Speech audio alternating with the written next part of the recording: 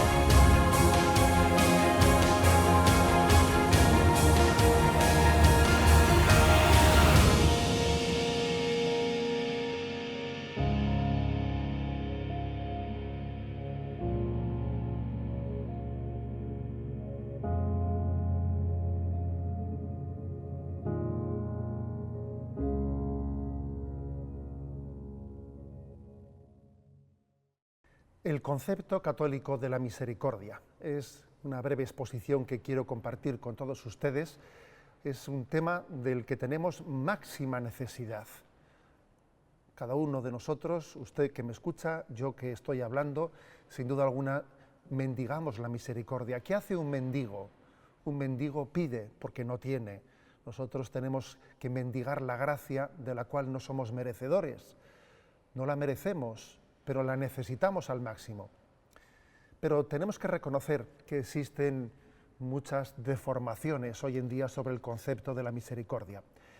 Por lo tanto, voy a comenzar por explicar qué no es la misericordia, antes de después explicarla de forma positiva. ¿Cuáles son las deformaciones más frecuentes sobre el concepto de la misericordia en nuestra cultura?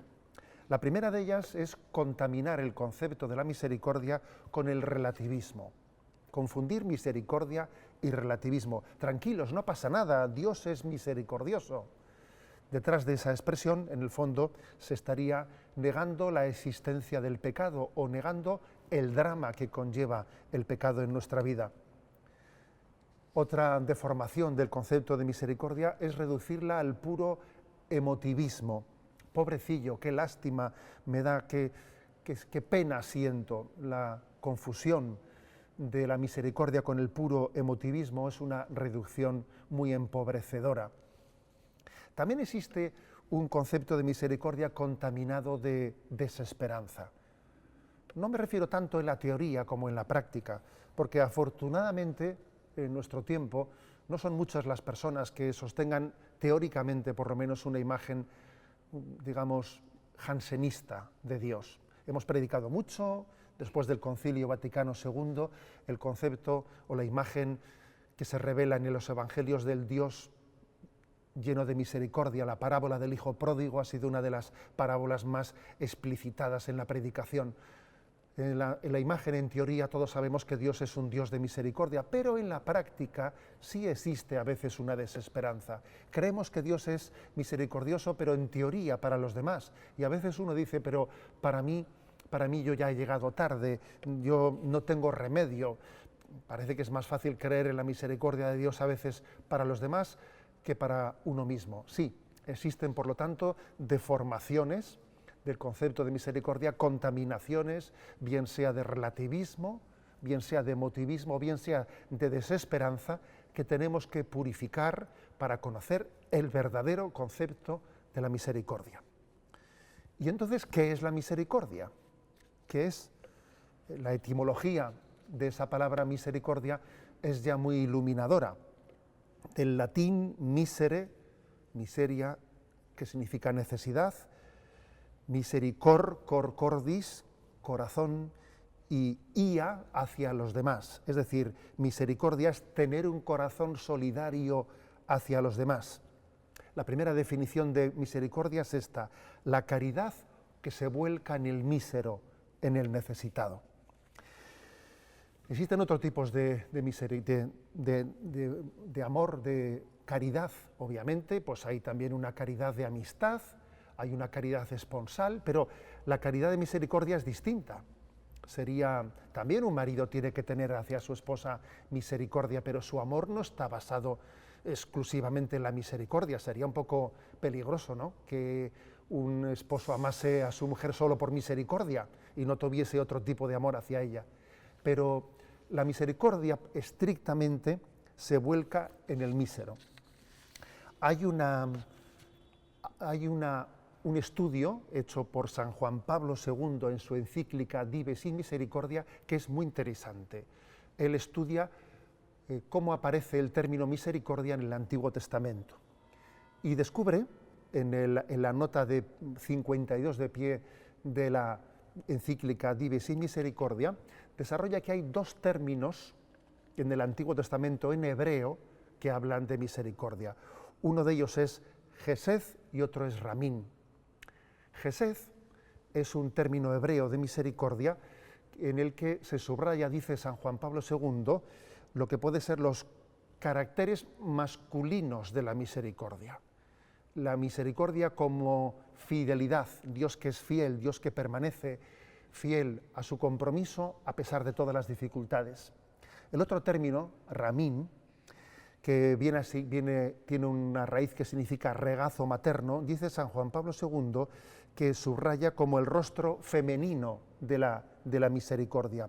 Subraya la ternura, la paciencia, la comprensión, al mismo tiempo que la capacidad de regeneración.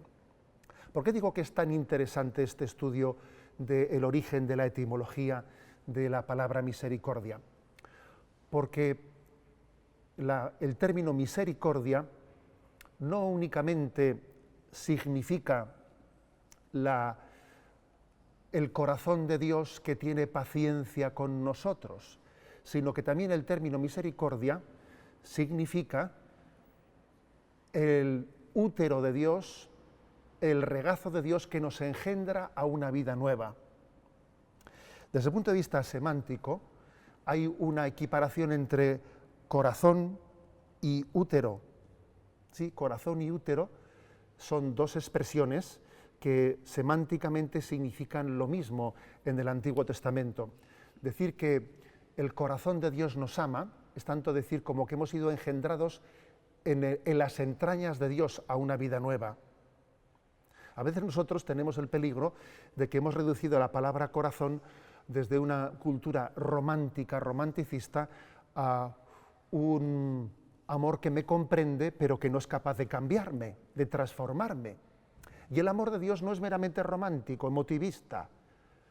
El amor de Dios al mismo tiempo es un útero, me engendra, me permite volver a nacer a una vida nueva, como aquel Nicodemo que le preguntaba a Jesús, ¿y cómo puede un hombre volver a entrar en el seno de su madre y nacer de nuevo? Eso solo lo puede hacer Dios. La misericordia de Dios no solo es compasiva hacia nosotros, repito, no solo es un corazón que tiene compasión hacia nosotros, son unas entrañas que nos permiten nacer de nuevo, que nos transforman, que nos regeneran. De aquí se desprenden cosas muy importantes. Recuerdan ustedes, por ejemplo, pues esa famosa expresión de nuestro Papa Francisco en la que habla y dice que la Iglesia tiene que ser como un hospital de campaña. Recuerdan todos esa expresión, muy repetida, pero en un hospital de campaña, ¿qué es lo que se hace? ¿Acaso se dan únicamente tratamientos sintomáticos, cuidados paliativos, es decir, intentar que una persona herida pues no sufra, darle calmantes para su dolor? En un hospital únicamente se dan ese tipo de tratamientos sintomáticos de calmar el dolor, o un hospital tiene también que sanar, curar la enfermedad. Por supuesto que también lo segundo, un hospital de campaña no es aquel únicamente que alivia el sufrimiento o que acompaña en las contradicciones, sino que permite sanar la enfermedad y, cual si de una madre que vuelve a engendrar a un hijo se tratase, volver a comenzar una vida nueva en santidad. Aquí hay una cuestión muy importante de fondo que todos tenemos que conocer. ¿Cuál es el concepto católico de la justificación o de la redención? Entender esto bien conllevará que el concepto de misericordia sea verdaderamente católico o esté deformado. ¿Cuál es el concepto de justificación o de redención que subyace en el término misericordia, dicho desde la sensibilidad católica?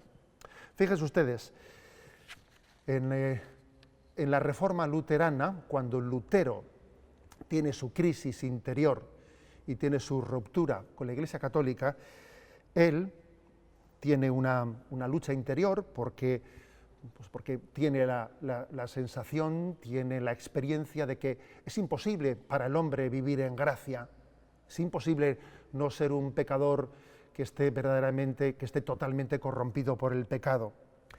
Y la imagen luterana de la redención es muy tentadora. Lutero pone la siguiente imagen. Imaginémonos un campo en el que hay un montón de estiércol en medio del campo. Este estiércol es nuestro pecado. Nieva, el cielo envía una gran nevada y tapa todo el campo de nieve, todo el campo se vuelve de un blanco resplandeciente y también ese montón de estiércol pues está perfectamente, cual si de una montaña de nieve se tratase, está perfectamente blanqueado. Y dice Lutero, así es la redención de Dios. Dios tapa nuestra miseria, oculta nuestra miseria con el manto de su misericordia. Esa es una imagen de la redención. Sin embargo, Trento responde, y el Concilio de Trento dice, no, esa no es la verdadera redención, que Dios tape nuestra miseria y sigamos siendo por debajo igual de pecadores. Es que la justificación de Dios no es tapar nuestro pecado, sino que es transformarnos, santificarnos, que nuestra miseria sea regenerada en unas entrañas regeneradoras de Dios y nos hace hombres y mujeres nuevos. Por eso, por ejemplo, el concepto del purgatorio está muy ligado a este concepto de la redención. El purgatorio supone que aquello que en nosotros no haya sido regenerado en esta vida, Dios nos da por su misericordia la posibilidad de ser purificado en la siguiente vida. Nadie puede ir al cielo sin haber sido perfectamente santificado. Justificación y santificación en el concepto católico son una sola cosa. Por lo tanto, fíjense ustedes, justificación no es tapar. Imagínense que yo estoy limpiando este escenario, cojo una escoba, voy limpiando el polvo, la porquería y miro a la derecha y a la izquierda, levanto la alfombra y meto la porquería debajo para que nadie la vea. Ese no es el concepto católico de misericordia. Dios no tapa, no se limita a tapar nuestro pecado, sino tenemos que tener la plena esperanza en que nos transforma. La misericordia de Dios es mucho más que una compasión hacia nosotros, es una regeneración a una vida nueva. Creo que esta es algo importante que subrayemos porque tenemos que reconocer que existe, por desgracia, está muy extendida, una falsa contraposición entre misericordia y justicia, entre verdad y caridad.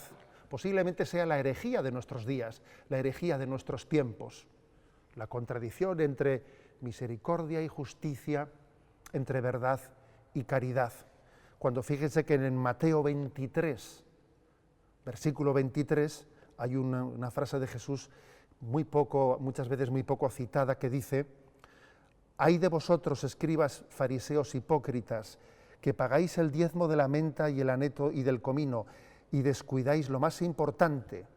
Lo más importante es la justicia, la misericordia y la fe. Curiosamente, Jesús describe como que lo más importante es la justicia, la misericordia y la fe. No cabe, pues, contraposición entre justicia y misericordia. Dice nuestro Papa Benedicto XVI en Spe Salvi 44, la gracia no excluye la justicia, no convierte la injusticia en derecho, no. La misericordia no convierte la injusticia en derecho. No es un cepillo que borre todo, de modo que cuanto se ha hecho en la tierra acabe siendo lo mismo en el cielo. No, no, es un concepto falso de misericordia. No cabe una misericordia que no se identifique con la justicia. En resumen, creo que tenemos que avanzar en la definición del concepto de misericordia y llegar a decir que la misericordia de Dios es una justicia que recrea al hombre. Es una justicia que le da el mayor de los dones, hacernos santos. ¿Puede haber mayor misericordia por parte de Dios que hacernos santos? Dios nos toma tal y como somos, pero no nos deja como nos ha encontrado. Nos cambia según la medida exigente de su amor. Su gracia no llega desde lo alto para justificarnos dejándonos como estábamos, no, sino que es un don que al entrar en nosotros nos transforma. Bien, aclarado este punto que es básico para entender bien lo que es la misericordia, hay que decir algo, y es que la misericordia y la justicia van absolutamente unidas, lo que Dios ha unido, que no lo separe el hombre, pero es cierto que la misericordia tiene un plus sobre la justicia, y es necesario también explicarlo adecuadamente. De lo contrario, también la herejía jansenista podría estar rondando en nosotros. Como dice Santo Tomás de Aquino, la justicia sin misericordia es crueldad. Y como dice el Papa Francisco, si no somos capaces de unir la compasión a la justicia, terminamos siendo inútilmente severos y profundamente injustos. ¿Dónde está ese plus? Pues el plus es el siguiente. Es decir, no es que Dios nos ame porque seamos justos, sino que nos ha amado siendo pecadores. Antes de ser justos, Dios ya nos ha amado. Nos ama gratuitamente, posibilitando que seamos justos. Quizás en el orden lógico, filosófico, la justicia es un paso previo a la caridad. Primero justicia y luego caridad. Pero en el orden teológico es al revés. La caridad llega antes que la justicia. Hay un pasaje del Evangelio que me parece que es muy ilustrativo. Ese Zaqueo, todos lo recordamos, ese Zaqueo que en el capítulo 19 de Lucas se cuenta cómo se encontró con Jesucristo. Zaqueo, baja de ahí, que tengo que hospedarme en tu casa. Y aquel Zaqueo que se encontró con Jesucristo cambió profundamente de vida. Pero lo curioso es cómo fue su cambio, porque dice, Señor, la mitad de mis bienes se la entrego a los pobres. Y luego añade, y si algo he robado a alguien, le entregaré 4 veces más. Pero Zaqueo, ¿no te has equivocado en el orden? Tenías que haber dicho primero, si he robado, voy a devolver. Y después debías de haber dicho, y haré un acto de caridad y daré la mitad de mis bienes a los pobres. Sin embargo, curiosamente, el orden no lógico, sino el teológico, primero hace que el corazón de Zaqueo sea caritativo, la mitad de mis bienes se la doy a los pobres, y luego pasa a tener el concepto de justicia, y si algo he robado a alguien le devolveré 4 veces más. Sí, es cierto que en el orden lógico, filosófico, primero es la justicia y luego es la misericordia, pero en el orden teológico de la conversión, muchas veces la justicia no nace hasta que uno ha encontrado la caridad. ¿Qué implicaciones tiene este concepto católico de misericordia? Las implicaciones son muchas e importantes, y es importante que las tengamos claras. Esa invitación, ese don de Dios de ser una justicia que nos recrea, la misericordia es una justicia de Dios que nos hace nuevos, que es gratuita, que es capaz de hacer santos donde éramos unos pecadores. Eso no excluye que por nuestra parte tenga que haber una colaboración con Dios, pues, para poder acoger su don gratuito.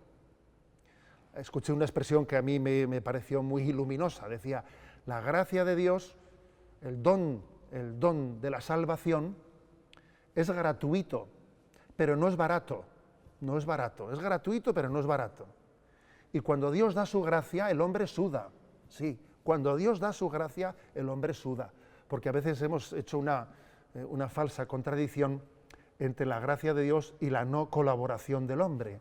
Sin embargo, en el concepto católico ambas cosas están perfectamente integradas. Un signo de que hemos recibido la gracia de Dios es el hecho de que el hombre pone todos sus recursos en esa colaboración con la gracia de Dios.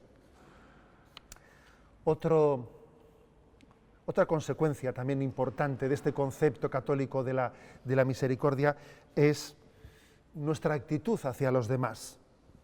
Cuando uno ha tenido la experiencia de que por la misericordia de Dios ha sido rescatado y ha podido nacer una vida nueva, es muy importante que tenga paciencia y misericordia con los demás. A veces ocurre eso, que el rescatado se convierte en intolerante con los demás. No ha tenido Dios misericordia de ti, ten tu paciencia con los demás. Una buena máxima para aplicar todo esto que estamos diciendo en nuestra vida concreta sería la siguiente: sé exigente contigo mismo y misericordioso con los demás. No hagas una imagen de la misericordia que se traduzca en no ser exigente contigo mismo y luego encima ser duro con los demás. No, al revés. Sé exigente contigo mismo y misericordioso con los demás. Y eso te dará la gracia de entender cómo Dios, al mismo tiempo que te ha rescatado, te hace para ti instrumento de rescate y de salvación para los demás. No podemos olvidar una cosa, y es que la experiencia luterana, de la que antes he hablado antes, ¿no?, que dio su origen a ese concepto de justificación, de ser una justificación extrínseca, de ser tapado por la misericordia de Dios y no transformado interiormente. Esa experiencia luterana, claro, también parte de algo que es real, que a veces tenemos un sufrimiento interior porque uno ve que no es capaz de cambiar y se confiesa siempre de lo mismo y no avanza, ¿no? Es verdad que no es cierto eso de que querer sea poder. No es verdad que querer es poder. Eso es una expresión que fundamentalmente es voluntarista. El voluntarismo se suele traducir en presunción o también a veces en desesperación. No, nosotros no somos voluntaristas. Lo que subrayamos, lo que estamos subrayando, es que creemos en el poder de Dios. Porque la misericordia integra la confianza que tenemos en que Dios nos puede resucitar.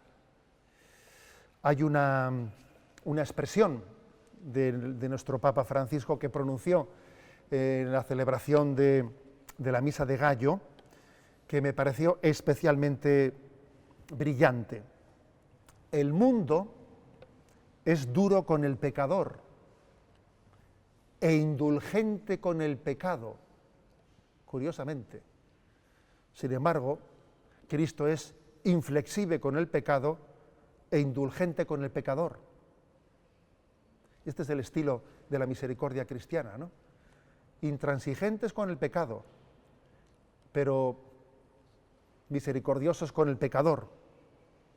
Decía el padre Garrigou-Lagrange, este conocido dominico que ha sido uno de los principales autores de la teología espiritual, decía: la Iglesia es intolerante en los principios porque cree, pero es tolerante en la práctica porque ama. Los enemigos de la Iglesia son tolerantes en los principios porque no creen, pero son intolerantes en la práctica porque no aman. Pues bien, creo que esta es una expresión que no se puede decir más con menos. Recuerdo que la primera vez que fui a visitar a los presos, a los reclusos de la prisión aquí de nuestra diócesis, siendo entonces todavía un joven que colaboraba en las conferencias de San Vicente de Paúl, haciendo el apostolado en la visita a los reclusos, me llamó la atención una frase que allí rezaba en la entrada de la prisión, que era de San Agustín, una frase de San Agustín que decía: odia el delito y ama al delincuente. que verdad es que San Agustín ha tenido la capacidad de decir grandes mensajes de una manera sintética, breve y concisa. Odia el delito y ama al delincuente. Lo curioso es que nuestra sociedad, en la medida en que el relativismo se ha ido adueñando de nuestra cultura, paradójicamente nuestra sociedad ha negado los principios y después ha tenido una crueldad especial con las personas, mientras que el cristianismo ha mantenido esa fidelidad a los principios teniendo misericordia con las personas. En definitiva, creo que estamos llamados a redescubrir el concepto auténtico de la misericordia. No somos relativistas, no, porque el pecado encierra un gran drama. Detrás del pecado hay un gran drama. El drama de que hemos negado la bondad de Dios, nos hemos opuesto a ella, nos hemos resistido a ella. ¿Puede haber un drama mayor que ese? No. La invocación de la misericordia no es la negación de ese drama. El drama existe, pero confiamos en que Dios ha buscado la puerta, que es la del corazón de Jesucristo, para poder abordarlo. Creemos además que Dios no solo nos quiere de una manera emotiva, entrañable, no, Dios hace el mayor de los milagros, y el mayor de los milagros que Dios ha hecho es cambiar nuestra condición pecadora en la santidad. La misericordia de Dios es tan grande que nos hace santos. ¿Puede haber un milagro mayor que ese? No existe mayor milagro que la capacidad de hacer santos de nuestra condición pecadora. Es la máxima prueba del poder de Dios. No solo creemos que Dios es todopoderoso, que creó cielos y tierras, que creó el universo de la nada. Creemos todavía más que eso. Creemos que puede hacernos santos. Creemos que va a hacernos santos. Creemos en que nos está haciendo santos. Jesús, Hijo de David, ten misericordia de mí. Os agradezco mucho vuestra paciencia al seguir la misión y hasta otra ocasión.